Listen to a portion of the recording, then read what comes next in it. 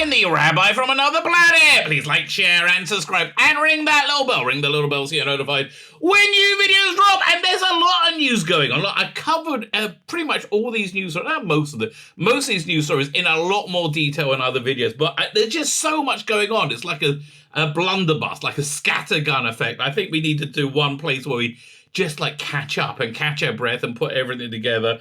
I think all the news pretty much is awesome, right? And a lot of people are like, no, Doctor Who's dead. R.I.P. Doctor Who. Maybe.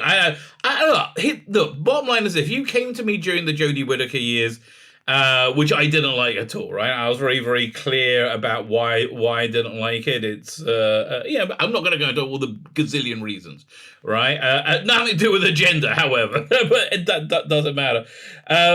But basically, I'm a pretty progressive guy. I mean, I like pushing the boundary into new places. I found the 2005 Doctor Who delightful. I found it very, very organically Doctor Who, and I found it very different as well. Very Russell T Davies, right? It had a new identity, but I felt very, very organically Doctor Who, as I say, and I felt the exact same way about the Moffat years as well. Right? You could feel the BBC's weird, like ESG corporate mentality creeping in. I guess in the middle of the Capaldi years. Like, they probably crept in years before, so you can feel it like started to degenerate then. I think that was the influence that really tanked it with the Jodie Whittaker years. Look, Jodie Whittaker and Christian gave the BBC exactly what they wanted, like exactly what they asked for, and the BBC was super excited and they ran defense for it for years. Even though it failed, they knew it was failing, right? They knew it was failing. So now, apparently, they were. I've found out from insiders at the BBC that they know it was failing. All that gaslighting. They said, "Oh no, it's so stunning and brave. We broke the glass ceiling." They know it's failing, right? And it's not like EastEnders, which is an international franchise. This is an international franchise that they make a lot of money out of, which they had like massively damaged, which the money men will see like, no, not allowed to do that, right? So yeah, they were worried they needed a sea change, which is essentially why Russell T Davies came back, which we're going to be looking into a bit here. So he talks about all this is basically an info dump from Doctor Who magazine, which is a really good issue. I mean, expensive. I don't. How much are magazines in England now? Right? It's like what, $6 an issue, £6 an issue, £8 an issue. It's expensive. I buy the digital. Right? I bought the digital for. Since basically the I think was it issue 500. I think that was my cutoff. In hindsight, I wish I went up to like the end of Capaldi. Right? If I stopped before that Jodie cover, I think I would have been. That would have been a nice collection. But anyway, what can you... Look, it's digital. It's still there, baby. Anyway, like, share, subscribe, because we're going to be talking about lots and lots of news. Let me know what you think. Let me know your opinion on these news stories. And don't be shy, baby. I try and respond to every comment that anybody makes. Look, it's really, really nice. I have to tell you, it's one of the nicest things in my life that I speak bollocks into a camera in my basement, right? Which is essentially what this is. And then you listen to it and are so enthralled that you want to comment on it. I feel I have an obligation to reply to you. But also, I really should let you know how nice that is, right? And I'm not asking you for more comments because it's a pain in the ass. It takes up a lot of time by day, right? But thank you very much for the comments. Thank you for subscribing as well. Look, I think there's about half of you out there who haven't subscribed. If you can consider hitting that subscribe button, it doesn't really mean anything other than it makes me happy as well. It's just, all this is to make me happy. Okay, that's really the bottom line. I'm not saying world peace will be improved by you subscribing to my channel, although it might be. Who knows or dares to dream? And also sign up my Substack. It's my email newsletter. It's it links are in the video notes. To find my content wherever they may be. I'm amazed that I haven't been banned from YouTube. It's probably going to happen when I'm not expecting it, right? Right at the exact last moment, like, oh, who did you what? But I'm also on Rumble, and I put out emails every day letting you know where to find me. Plus, I put extras in. I always try and put extras in, like out-of-print books, comic strips, Doctor Who magazine articles, all that stuff I would find interesting. That's essentially my barometer. Do I find that interesting? Yes. Well, in that case, it goes in. Also, I have a paid one. I haven't sent out anything for this month. I'm hoping I'm really going to get some time to finish writing this short story for this new anthology coming out, season 14, I think, is one of the in this range of books, which is very good, right? I recommend these. Go and look up Dr. Alex's channel. He's got the whole book as a book on tape. A lot of fun. I very, very much like the two seasons he's done of it. And I have to finish a short story for that. Anyway, like, share, subscribe, comment, Substack. We covered everything. Let's move over to the news. Let's go look at the news. So this is a new news story. Russell T Davies asked if he could return to Doctor Who. Now, I read the article on Doctor Who magazine. This seems like a little bit of a creative interpretation to me. Straight from Russell T Davies' fingertips, the story of how it happened. Well, Russell T Davies being a great showman. I'd love to see Russell T Davies hang out with John Nathan Turner. Right? Russell T Davies is essentially an amalgam of Philip Hinchcliffe, Robert Holmes, and John Nathan Turner, right? He's got all those elements like bundled into one. Plus, being very, very gay. Being very gay is something that's very, very, very central to Russell T Davies, right? But I guess he had that with JNT. I guess I think was Robert Holmes and Philip Hinchcliffe straight. I don't know. Isn't the world great when you don't know somebody's gay or straight, right? Why would you know? Are you sleeping with them? Are you planning on sleeping with them? No. But I didn't know Simon Callaghan was gay, and apparently he's also super gay. But isn't it great when you don't know if somebody's straight or gay? But that's essentially who he is. He's this weird amalgam of Hinchcliffe, Holmes, and John Nathan Turner. So after all these years, how exactly did former Doctor Who showrunner Russell T Davies and former Doctor Who star David Tennant end up returning to the show? With Catherine Tate as well. We know now it happened. Now we know how it happened, folks. They ended on a cliffhanger, right? They only had the first couple of lines of the story. If you thought the BBC might have, if you thought the BBC made the first move here, begging Davies to resume TARDIS wrangling duties as Chris Chibnall and Jodie Whittaker era was drawing to a close, and being decimated, well, you'll be wrong. Yeah, no. They did not initiate it because they didn't think it was in any way possible, right? If they thought it was in any way possible, they would have done that, right? If they could have dug up Hinchcliffe at Holmes or if they could have dug up John Nathan bloody Turner, they would have done. They had nobody. They had nothing. It was dead, right? It was dead. The Doctor, Jodie Whittaker's Doctor, regenerated on a cliffhanger, and that was going to be the end of the show until this happened. Well, you'd be wrong. In his letter from a showrunner column for Doctor Who magazine, Davies has revealed that it started during lockdown, during a series of online watch-alongs orchestrated by Emily Cook of Doctor Who magazine, and it was actually Davies who had asked the BBC if a return would be possible. Yeah, but honestly, again, we're reading between the lines. I don't think we're getting the full true story. I think we're getting the kosher story, right? The full true story is Chris Chibnall destroyed Doctor Who to such an incredible extent they needed somebody like Russell T Davies to come back, right? Russell T Davies saw how badly it went. They all know, okay? Anybody who said, Jodie Whittaker was fantastic, so stunning, so brave, so full of hope, so full of energy, they're all lying. Every one of them are lying. They know it's not true, right? I now know for a fact they all know it's not true, including Russell T Davies. But there has to be some kind of kosher version of the story that's palatable enough to be able to. So that's what this is, right? This is the kosher version of the story. As David recalls, the cast and crew of selected episodes tweeting simultaneously with fans worldwide. I bet we're seeing that for the Disney Plus years. I bet we're seeing something like that. Enormous fun. David and Catherine Tate and I gathered to watch the Runaway Bride, and it was enormous fun. Davis continued, I just looked at my phone and it was 8:01 on December 18th, 2020. Catherine texted me how much she enjoyed it. Said, I texted back saying, good. I say, God, which is funny because I don't think he believes it exists. God, let's get David and do some more Doctor and Donna. I loved it so much. He was just being a lovey, right? It's like it'd be Rusty Davies. Oh, just imagine. David went on to know, until I looked those texts up. Oh, Davis went on to say, I thought Catherine said it first, but it was me. I don't think I really meant it. I don't think you did. Honestly, no secret plan at work, but Catherine replied, let's do it. The Doctor and Donna, the Lost Adventures. Yeah, I believe it. Again, I do think a lot of this was motivated by the complete failure of Chris Chibnall.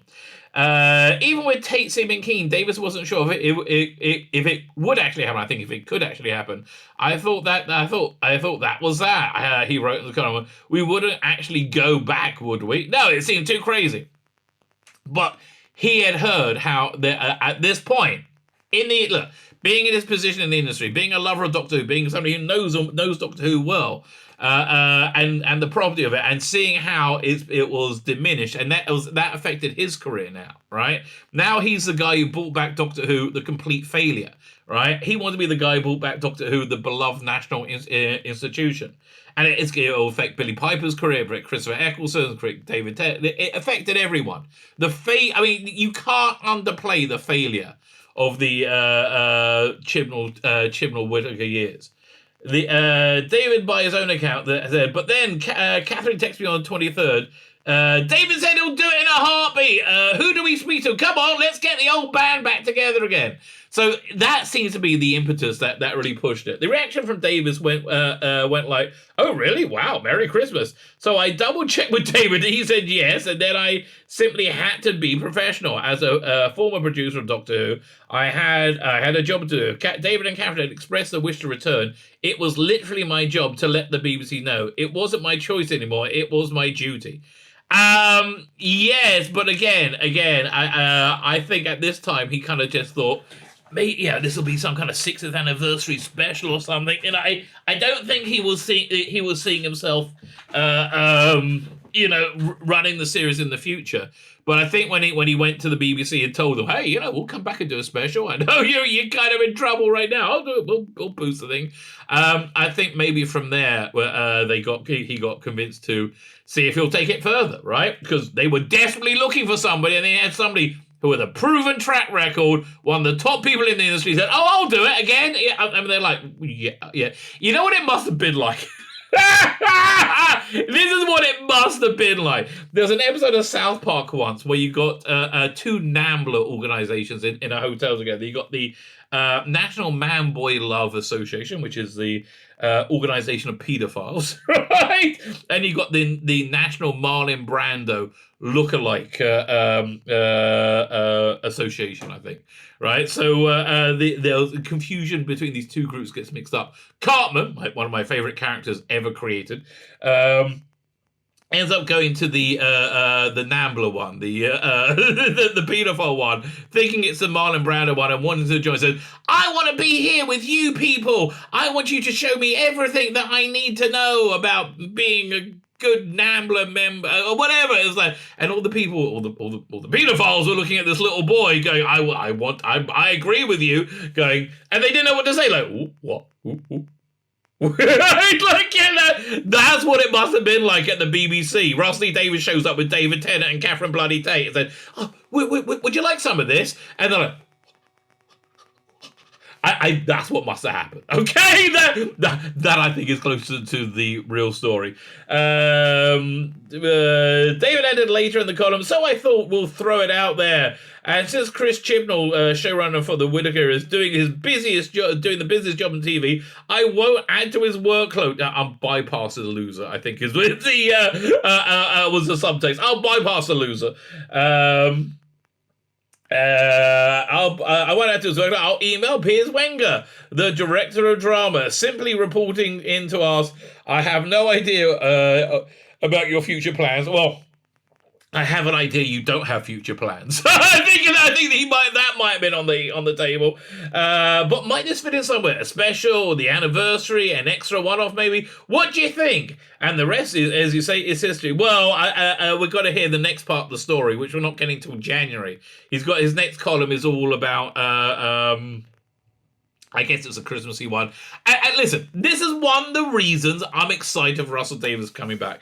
there's a lot of telltale signs about the insane progressive liberals. Now, don't be mistaken. Russell T Davies, like David Tennant, are insane progressive liberals. David Tennant, a avowed socialist who's also a multimillionaire. Kind of seems to be a contradiction, but not to them. Anyway, so and also Russell T Davies not doing bad for a bob or two, right? But the good news is this. The good news is I think they are old school liberal progressives, like back from when it was vaguely sane, right? I mean, I think look, the whole transgender thing does, I think, add an element of strangeness to everything going on. But generally speaking, I think they're more old school, right? They're more like, grounded into reality. Now, why do I think that? Firstly, there's a upswing of Britishness. We haven't seen Britishness in Doctor Who during the Chris Chibnall years. It was something that was bad colonialism. Oh, we should be ashamed. But Russell T Davies loves his British heritage, and me too. I say this every opportunity I bloody have. I'm a rabbi. I'm like genuine. I'm a rabbi. I'm very, very Jewy. We don't do Christmas. I live in Samaria, right? I live in the heart of bloody Samaria. I'm a Jewish rabbi, right? I love English Christmas. I do, unashamedly. I freaking love English Christmas. It is awesome beyond awesome because it's so English, right? It's not a religious time for me, but it's a very Englishy time of people. Peace on earth, goodwill to all men. I'm looking forward to it. We're about a month or so out. This year, Christmas and Hanukkah intersect, which is something else I always quite enjoy. So I think that bodes well. I mean, this nationalism was verboten. Christmas was verboten for many, many years, right? And I think that puts them onto a more sane footing. So the next story, where is it? Is it this one over here? Hang on. Is it that one? No. So the next story, I think, underlines this a lot more. So this is, I'm calling it Costume Gate. So David Tennant regenerated not into Jodie Whittaker's costume, and people were like, well, the Jodie Whittaker fans. When I say the Jodie Whittaker fans, the crazy Jodie Whittaker fans. I'm sure there's sane ones out there, right? I'm sure the majority are sane. I'm talking about the ones that live on Twitter who are a bit funny, right? The same was that they were not happy. They were like, why is he not wearing a costume? But then when this story came along, they lost their shit. I think it's the fairest way of saying it. They completely lost their shit. So let me just skip down. Historical concept regeneration came out, blah, blah, blah, blah, blah. How did David Tennant and Catherine Tate return to the roles of Doctor No? Yes, by Doctor Who magazine, right? This is all from Doctor Who magazine. Where is it? Oh, yeah. I was very certain I didn't want David to appear in Jodie's costume. So I want to be clear. This is the production reason for the from not his clothes regenerating, not the in-story reason. I believe there's going to be an in-story reason, and I think it's like some kind of thing's been imprinted on top of it. I think David Tennant's Doctor is an action figure made by the Celestial Toy Maker, or something like that, and is imprinted on there during the regeneration. I also, via that way, have retconned away the whole Jodie Whittaker years by saying, look, there was some kind of like regenerative trauma. The whole regeneration thing was like in a pocket universe created by the toy maker to weaken the Doctor to allow whatever nefarious plan the toy maker's doing, right? So that's what I think is going on in terms of story. In terms of production, he was very certain didn't want to be in Jodie's costume. I think the notion of men dressing in women's clothes, in quotes, the notion of drag is very delicate, right? So the crazy Jodie Whittaker fans, they don't think it's very delicate. No, they don't think it's very delicate at all. They think it's stunning and brave, right? And they think it's normal, right? They think it's a normal thing to be in a non-gendered world, right? And they find the idea of asserting it to be a gendered world deeply offensive. Now, why do they get so angry about that? because they know it is a gendered world and they don't like it being that way, right? That's what's going on. So they have lost their shit about it. They weren't happy. They weren't happy to start with from her Jodie Whittaker years being era being scrubbed away very quickly, which is what I mean. Like, it's never happened this quick before, and I've been around in fandom for a long, all my life, right? It's never happened this quickly before because it failed. Okay, everybody's saying at the BBC, "Oh, Stunning and Brave broke the glass." They're all lying. They are all lying, and they know they're lying. Everybody knows it failed. The only people who doesn't know it failed are the crazies who live on Twitter, and that's really it, right? Not many people more than that. So I think he understands that we live in a gendered world, and the costume that Jodie Whittaker wears, even though she says it's unisex, isn't. Right? I don't know what to tell you, darling. It's not, right? I'm a huge fan of that of that culture and the dignity of that. It's a truly valuable thing. Okay, fine. Listen, I think that's his worldview. One thing that the last few years has made me see that I don't really see the dignity in drag culture, right? I think the whole drag queen story hour, not a good thing. Not a good thing at all. Not Stunning and Brave, but very creepy. Okay, I think that's about the way. Very creepy. But again, I think this is what he's got to say to stay within his worldview and also not to make people too crazy. Didn't work. They all went crazy. But it has to be done with immense thought and respect. And it said it can look like mockery having a great big 6-foot Scotsman wearing Jodie Whittaker's costume. That did not go down well with the crazes, right? So he said, and it's going to be the thing they refer back to for the rest of his time. Well, a nice thing to say about every male, taller, broader 13 cosplayer. Yes, you've all looked weird, right? This is one of the yes, all of them, all yes. I use you on my thumbnails all the time because it takes this incredible amount of lack of self-awareness and and awareness of the world that you live in to not see that it looks a bit weird, right? This person over says, well, it looks like RTD is ostensibly trying to be sensitive. He's really just showing that we should be making every attempt to shield a cis straight man from absolutely awful trans misogyny that happens on a daily basis to trans women. Again, is it trans misogyny, right? I always want to give these people an open, a fair, crack at the whip at the argument. Is it trans misogyny? I don't think so. To say you look weird, you look like a bloke wearing a dress. I mean, that's okay. It's been a staple of comedy because it makes human feel slightly uneasy for hundreds of years, thousands of years, probably. Going along with humanity itself. So yeah, I'm sorry people go, oh, you look like a bloke in a dress when you are somebody who is, according to the science, a bloke in a dress, right? Of course, the science is wrong, YouTube. The science is wrong. Men can have vaginas, women can have penises. I understand that. Russell's right. The doctor should be not wearing a jacket and suspenders. It's just too feminine. Okay, see, now they're all like, ah! Ah! Don't tell me reality! Don't tell me reality! They don't like it. Sachuan did not look hot as F as a woman. Did not look hot as F as in a woman's clothes for Russell T Davies to turn around and say it would look weird. See, no, again. You guys are the weirdos, okay? It doesn't look normal, right? It doesn't look normal. I don't think people should be defending Russell T Davies' comments. I'm not defending it. I'm saying your comments are insane, right? I'm attacking yours, not defending his. I just want to be very clear about that. I guess it's kind of defending his, right?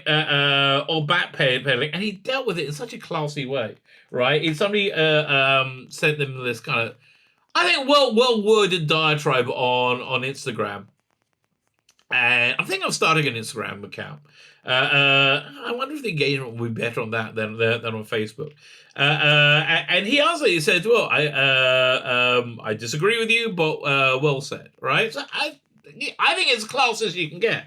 I don't think people should be defending RTD's comments or backpedaling on their criticism of what he said regarding 13th's costume being specifically gendered. It is specifically gendered. It isn't! It isn't! Yes, it is. It isn't! No, yes, it is. Ah! It's the most outwardly unisex outfit we've had on the show, and anyone could feel comfortable wearing it. No, anyone doesn't feel. I can't believe I haven't seen these comments. There's a whole bunch of new tweets. No, weirdos would. Okay, and again, if you wore it, good for you. Is it a bit funky? A little bit. I don't understand how David Tennant's wearing 13th outfit is a mockery of drag, given that it's deliberately and definitively gender neutral. Definitively. No, it's not. Okay? It's not definitive.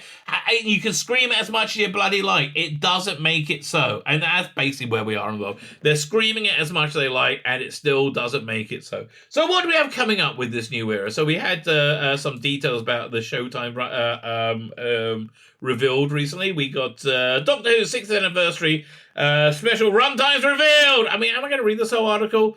They're 60 minutes. Okay, they're 60 minutes. So how long the episode's going to be then? All right, hour-long specials. They're going to be like 40 minutes, you think? And how many episodes will be? We know there's going to be minimally 7. And Russell said he's on his 7th script, which is set in America, 1947, which is the year of Roswell. So, initially I thought, well, obviously they're going to have to deal with being black in America in the 40s, right? Which is, wasn't a polar chariot. That I probably, it's way before, any equality movements going on. I mean, black people had the vote then, obviously, but it was actually one of the scenes that I really, really loved in TV in general was on Boardwalk Empire, where you got what's his name, the guy who I thought should play the Hulk, Steve Buscemi, right, as this like kind of scuzzy politician. And there's been like these black people were murdered in this KKK violence. It's in the like 1930s, 1920s actually. It's like just after World War One, right? And so he's speaking to a black audience, right? And he's saying, this is terrible. We'll deal with this terrible race and blah blah blah. And then they cut to him, and he's saying, and these uppity N words. I'm like, whoa, what happened there? We're gonna show them all. And he's speaking at a white audience. He's just telling everybody exactly what they want to hear. But the point is, yes, there was racism in America in the 1940s. Will I be upset if they address it? No, of course not. It makes a lot of sense to address it. Will I be upset if they address it in a lecturing way? I mean, yes, I will. And that's what I don't think they will do, right? I don't think they will address it in this like lecturing, finger wagging way. I think they're going to say something. If they do say something, or will say something with like substance and truth to it. Which is what I think Russell T Davies, generally speaking, tries to do things with substance and truth. But somebody in my comments had a much better idea. So wouldn't it be marvelous if he's like lands in 1947, America, he steps out the TARDIS and he's black, or he says, "Oh, I can't be bothered to deal with this," and puts up a perception filter, and then doesn't deal with it at all. That would be awesome beyond awesome, right? That would be awesome beyond awesome because we'll just get good. Exciting TV shows. And that way, you can have somebody say something racist to him without knowing he's black. And you've made your point, right? You made your point. That I'll be really, really happy about. So, 1947, Roswell. My guess is 10 episodes. But what else is coming? That's the real question. What else is coming and when is it coming? And what's going to be on D+, right? Are we going to get everything? We don't know yet. But this is another reason why I'm somewhat excited. But everything's taking shape. 4 specials, by the way. 4 specials. My guess will be they're going to put 3 over a week, right? They're going to do like they'll strip it, so it'll be like one a day, and it'll build, and it'll probably be huge. And then it'll end on the shooting through regeneration and Christmas. I'm really hoping Christmas we see Shooter's first full story. Wouldn't that be great? I mean, like what a wonderful Christmas present. And again, I'm super Jewish. I love English Christmas just because of this sort of thing. So during the regeneration, David Tennant added a line. What's the line he added? Also, I think Jodie Whittaker's last line she ad-libbed, right? Doctor Who's Next or something like that. That was her best bit playing Doctor Who. Frankly, it really was. There is a fan re-edit, by the way, of Capaldi regenerating, right? And boom, he turns it, and then it cuts to David on the outside the TARDIS who had just regenerated, right? And it works perfectly. I think I might go with that. I got to see what they're going to what the whole plan is with the David Tennant Doctor. So he added the actor added in a line of dialogue himself. What was that line of dialogue? The BAFTA winner, blah, blah, blah, blah, blah. You're not paid by the word. Maybe they are paid by the word. It wasn't exactly longest day at the keyboard, David said about writing regeneration scene. They're obvious first lines, but David added the bit about the teeth. Oh, really? That's clever, because it really did that. I mean, that referenced David's first regeneration when he turned into David. He goes from Chris Evans to David Tennant. And he goes, new teeth, that's weird. And the first thing is, he recognizes, like, I know these teeth. That was really, really clever, right? So they're obvious first line. So his line, so it was, but David had the line about teeth, so it's written by both of us.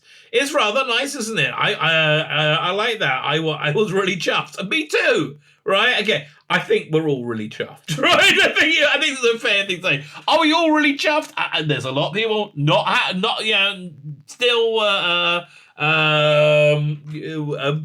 bit not on board.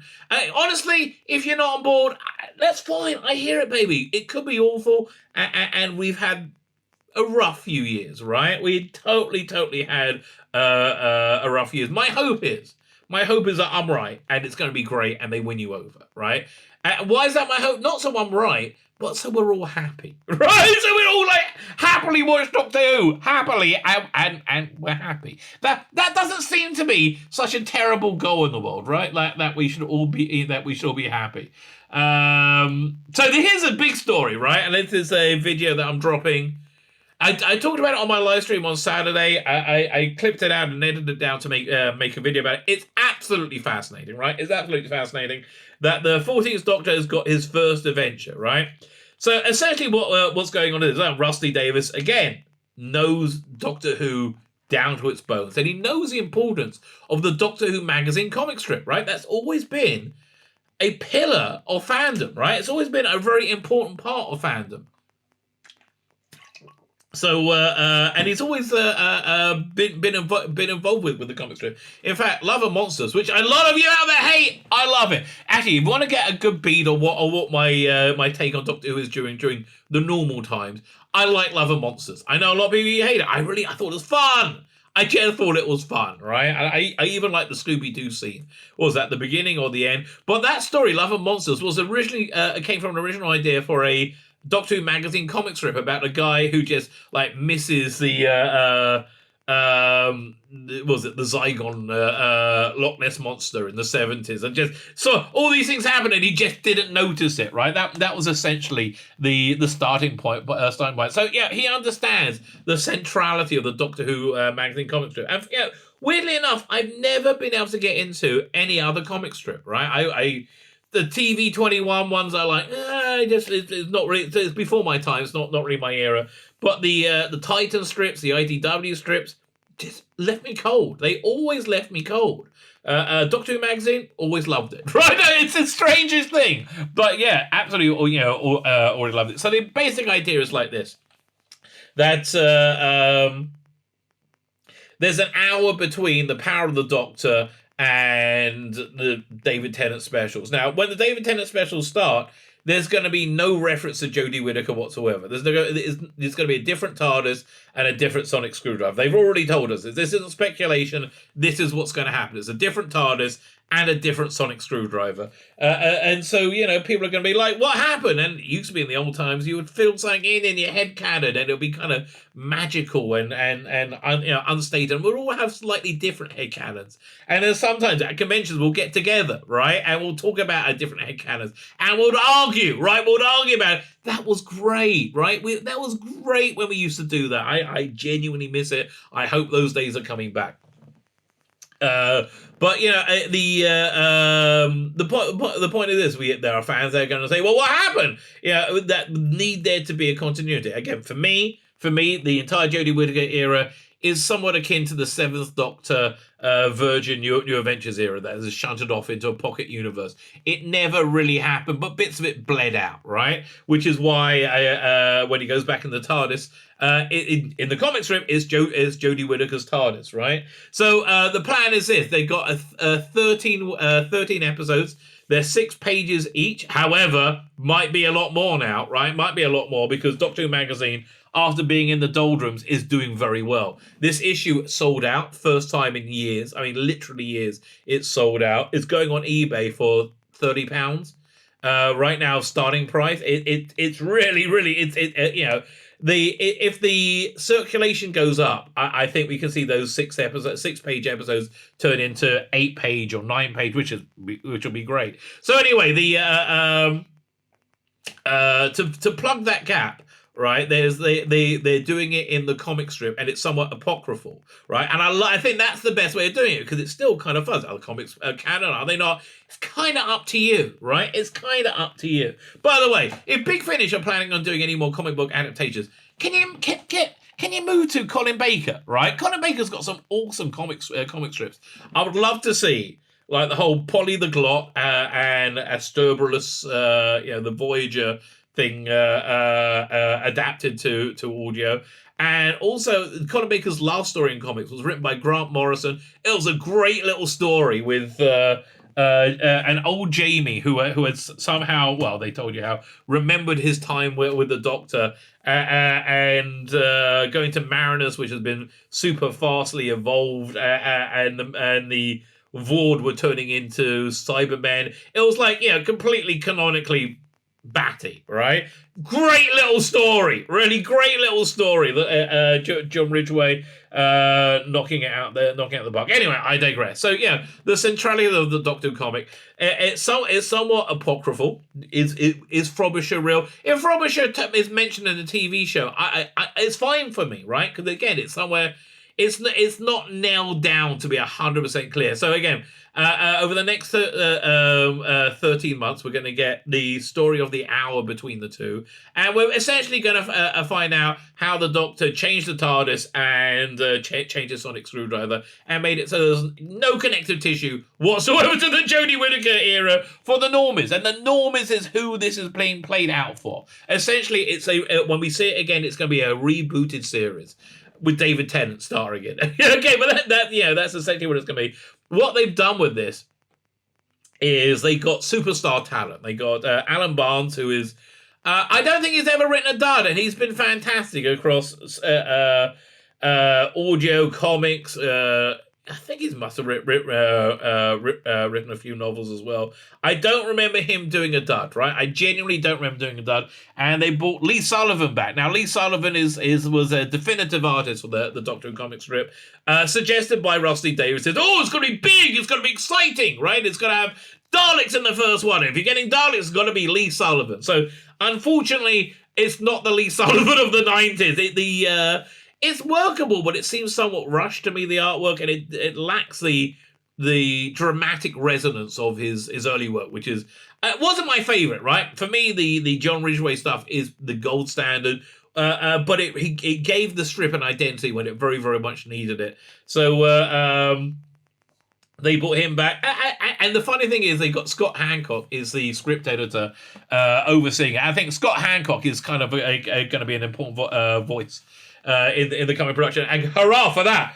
I am halfway through listening to the last Bernie Summerfield box set, which is with the David Warner Doctor, and it's absolutely brilliant. It's mature, interesting science fiction, and I'm really, really, really loving it. Right, I'm loving it. And I think he directed that. I think he probably oversaw that box set. So Scott, they said they wanted to spend a little bit more time talking about regenerating. They're like, no, forget it, just go, go, go, go, go, forward, forward, forward, forward, forward. So that's basically what's going on with that. So again, all these things have much more intense videos going about them. What other stories do we have? Exciting one over here. So people are saying Yasmin Finney is Shooty Gatwa's companion. They may well be mistaken, right? Because Doctor Who held secret companion auditions in September. That's not to say that Yasmin Finney didn't audition for the role and get it. It might have done a fantastic job in those specials and knocked it out the park, right? I hope not, because I don't see a way of being able to do that without making it about trans issues. And I want it to be about Doctor Who. But here, this is very exciting. Script editor, show script editor revealed the hunt for Shooter's companion began in autumn. So again, must be more Scott Hancock. So Scott Hancock really got involved. I think, firstly, check out his Confessions of Dorian Gray series. Excellent. Absolutely excellent. Love that. But he got involved when he oversaw the audio production of Mind of Hojak, which was the first script that Russell wrote. In the 80s, he wrote it for Mel, and the Doctor wasn't very good, right? It really wasn't very good at all. But somehow they managed to pull it together. And honestly, I don't think it worked at all. That one for me is a big avoid. So it will be the 15th Doctor companion. Details of the upcoming episodes are kept tightly under wrap. However, auditions for the psychic have already begun, according to the script editor. Speaking of Doctor Who magazine, Scott Hancock revealed that he seems to be Russell T Davies and Scott Hancock seems to be people, doing fan relations, right? At front and center of fan relations. Why didn't Chris Chibnall have somebody who could do fan relations? I guess he thought he didn't need it, right? Scott Hancock revealed in production diary that the secret auditions for the next companion were held on Saturday, the 24th of September. Secret audition will take place in London with Shooty in attendance. The diary ends. Whoa! The diary details events in Doctor Who HQ from 31st of August up till the 29th of September, during the time that the BBC revealed BBC and Disney Plus revealed edits of the 3 Doctor specials will be airing in 2023. Well, we know that that's old news. But anyway, the central story is this: that Shooty does not have a companion. He might have one now. It's November, right? It's November. Somebody might have been cast, but it was not Yasmin Finney unless it's been cast subsequently. Will it be Yasmin Finney? Again, hope not. Don't think it will be. Final story. And this one left me scratching my head a little bit. Like, who was this? The 8th Doctor to reunite with Cass in the new Doctor Who Time War stories. So they're doing. They did, I think, 4 box sets with a big finish of the Time War stories with Paul McGann's Doctor. I think Randy Thakkar was the companion. She was really good, right? These box sets, I found them, very, very enjoyable, right? I really didn't like the soap opera-ness of the 8th Doctor's line. It ended up in this thing called Stranded, where it was an interesting idea. The Doctor was stranded in London, and so he had this apartment, this house he owns in Baker Street, which has been turned into flats somehow, and everybody in it is gay. Everybody in it is gay. There's nobody straight anywhere in London. Everybody's gay, and the Doctor's companion, Liv Schenker, played by what's his name from Spooks, whatever the name, I can't remember. Ends up dating Tanya, who lives there. Tanya is a normal everyday woman with a penis. Normal everyday woman with a penis. And in the future, we've thrown off the shackles of binary sexuality and gender. And now everyone's fluid in every way and it's totally normal. So that for me is a somewhat religious, a religious sentiment they're pushing through. And so I dropped the 8th Doctor range. I was very disappointed to see that they continued with that companion the Eighth Doctor and those companions when they were rebooting the range. I'm not interested. I'm just out, right? I'm just out. So this is probably a way of trying to win people like me back. So who the hell is Cass, right? I was like, is Cass somebody who's been with the Eighth Doctor in the audio before? Turns out Cass is the woman from the Night of the Doctor, that little short where he regenerated. And so they're doing a box set. It's going to be Cass replies to 3 audio ventures. Meanwhile Elsewhere by Tim Foley, Vesperian by Lou Morgan, and the 2-part previously Next Time by James Moran. So that sounds like 4 discs then, right? Cass is back, and she even gets to be the title of the fifth box set in the 8th Doctor Time War saga. Tease producer Dave Richardson. But how can this be? Cass has met the Doctor once and like the Doctor, and died at the end of the story, unless something cataclysmic is happening to the course of history, something huge like a time war. Okay, I guess that. Like a war within time.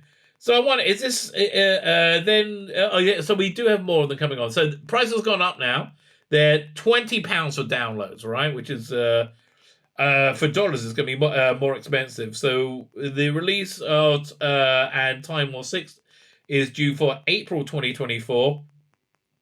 Are also available for pre-order, bundle for £39. Well, I get it. I have to.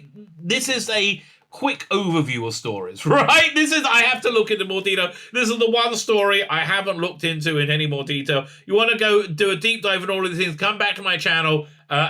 Most of the videos have been dropped already. Actually, some of them haven't. Most of the videos have been dropped already, and you can find out a lot more detail about what's going on, but that's basically the overview. Let's just go over the headlines again. David Tennant kind of approached the BBC about returning to Doctor Who. Did he really? Well, sort of. Catherine Tate said yes. David Tennant said yes in an offhand way. So he went to Piers Winger and said, "Oh, you interested?" And Piers Winger said, "Oh, God, I will suck your dick, baby. Yes!" Yeah, and I don't think that was too much of a stretch for Piers Winger, right?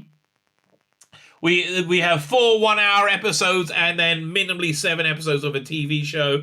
The last one being set in America in 1947. We have, what's this story? The line about the teeth. I know these teeth was added by David Tennant. Really? That I didn't realise. Crazers be crazy. They were very mad that men look silly wearing women's clothes. Right? Men look silly wearing women's clothes. I'm sorry to tell you that. The comic strip is filling in all the blanks between the end of the Power of the Doctor and the beginning of David's first special. What else? Yasmin Finney was not cast as a shooter's companion. Maybe she is now. I hope not. And then Cass returns. Who's Cass? The girl from the Night of the Doctor. There you go. I think that's kind of a nice wrap up of news, so everybody can keep abreast of what's going to happen. What will be the news tomorrow? Who knows or dares to dream? My name is Tzvi Lebetkin, the Rabbi from another planet. Please like, share, and subscribe, and ring that little bell. Ring that little bell so you're notified when new videos drop.